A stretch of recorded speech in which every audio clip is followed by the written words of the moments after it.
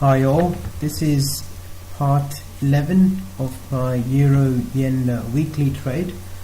It was closed to completion on Thursday, that's yesterday. So I'll continue off where I left it at part 10, which was I was in this added position over here from around this area over here. I was in this added position, and I actually got out of the position once I saw this kind of price action happening, which was price went up and went down and was just holding on there and just grinding down very slowly, making lower highs and lower lows very slowly, not much of upward movement over here. And I thought after this candle came down, and especially after this spike, I thought this is looking like distribution, and this thing wants to go down. And I was noticing near around here as well, even though it was coinciding with the opening of Asian market hours, I saw some increase in volume over here compared to this period over here. So I thought that would mean this is probably going to go down, so I exited my added position completely right over there, and I opened a small hedge sell trade at the same area as well after I exited this one, because I was expecting it to go down. Now that sell hedge trade was not timed very well, but I did have wide stop losses.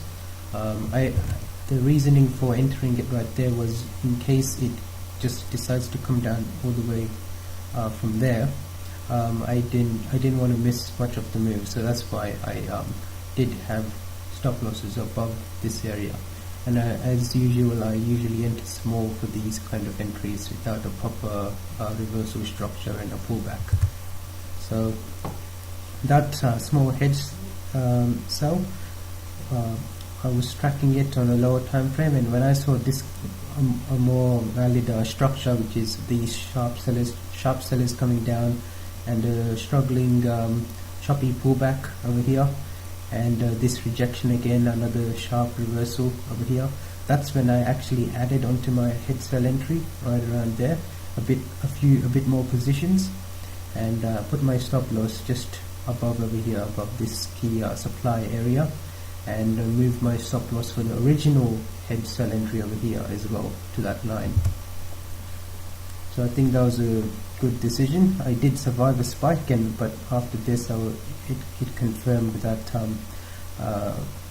it confirmed my thesis that this is going to go down for a bit.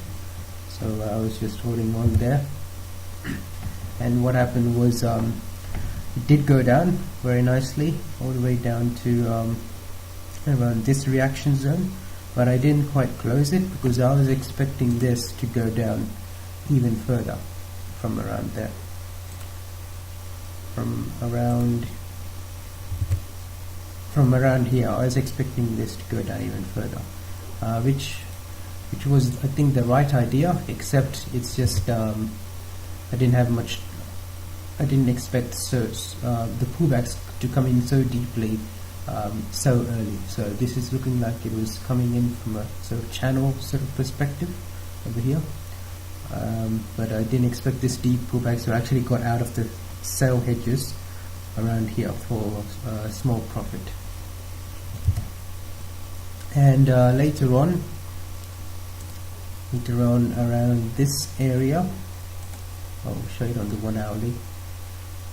So later on around this area again, this area, I got into another sell hedge entry based on this price action here. I was getting in on a consolidation of this bigger sell down. I was comfortable hitting the sell over here because there was not much reactions to the left, and I thought the key reaction area was a bit lower. But again, so price went down and I moved my stops and everything, and at this point I actually had a net short position, So if it went down, I made net money.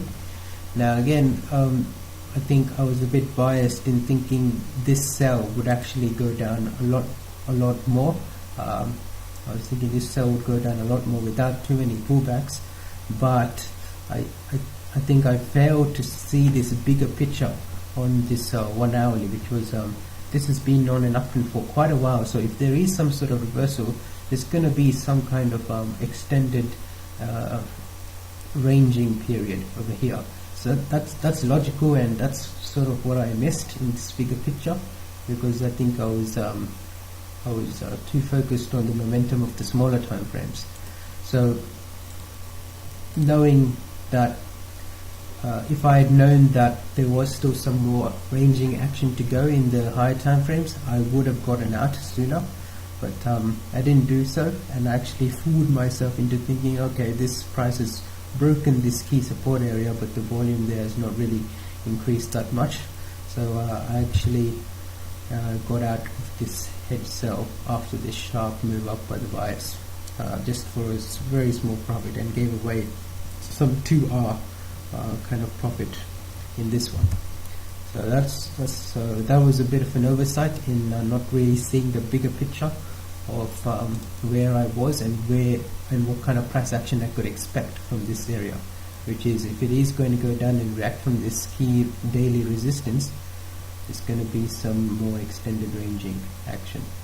So later on, around this area, this is when I started to sort of realize that, hey, this is actually ranging, and this could potentially go at least to these highs, but maybe even higher. That was my thinking. So I actually got in on a buy trade around this area, right around here. I actually got in on a buy trade between these two candles somewhere.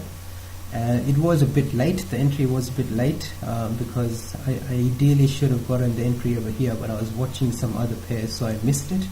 I was watching EURJPY at this area, and I just missed the entry, but I was still convinced to take the entry because I saw this kind of candle, and I thought generally these kind of candles are quite strong, and they show that the momentum is going to continue.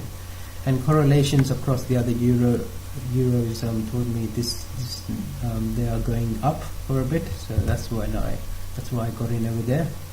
And there's also on this lower time frame, I saw this small support area, so I thought, even if I do have to cut it, even though I have my stops much wider, I may decide to cut it, at least a portion of my positions, if it breaks this area in a way I don't like, and then look for a re-entry in a more logical location around here, so or here. So that was my thinking. Now I exited my full position once it went up, and all of the euros, I think, were starting to go down. So this exit was based on correlation, when I saw all of the euros starting to just do this sharp reversal. And I think this exit was probably one of the best exits at that time, given the state of all the euros. So I think I was on a pretty good pair to go up, because euro again moved the most, I think, across all the euros, and also I got a decent exit. So a small loss, but I was happy with this exit. Now later on, I did enter another head sell position around this area. So after this, there was some more ranging action, and around this area I entered another head sell position. So that one had wide stop loss, but I was confident that it would perform soon, because I thought I had a good entry from small pullback, and consolidation sell was what I was expecting. And this one actually performed quite well, but I closed it too early, and I'll get into that in part 12 of the video series. Thanks, and comments and questions are very much welcome.